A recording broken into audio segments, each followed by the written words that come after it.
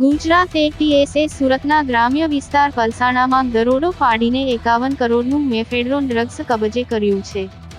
એસ્ટેટના શેડમાં 1 મહિનાથી મેફેડ્રોનનું ઉત્પાદન કરવામાં આવી રહ્યું હતું. એટીએસે પાવડર અને પ્રવાહી સ્વરૂપે મેફેડ્રોન સાથે 3 આરોપીઓની ધરપકડ કરી છે. આરોપીએ 1 મહિનામાં 4 કિલો મેફેડ્રોનનું ઉત્પાદન અને વેચાણ કર્યું હતું.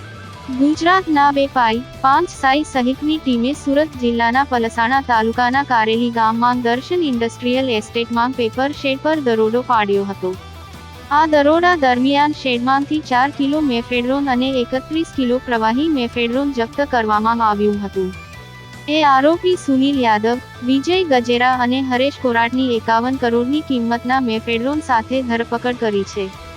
આરોપીઓ જૂનાગઢ, સુરત અને વાપીના રહેવાસી છે. 1 મહિનામાં 4 કિલો મેફેડ્રોન બનાવ્યું અને વેચ્યું. આરોપીઓ છેલ્લા 1 મહિનાથી 20,000ની કિંમતનો શેડ ભાડે રાખીને મેફેડ્રોન ડ્રગ્સનું ઉત્પાદન કરતા હતા.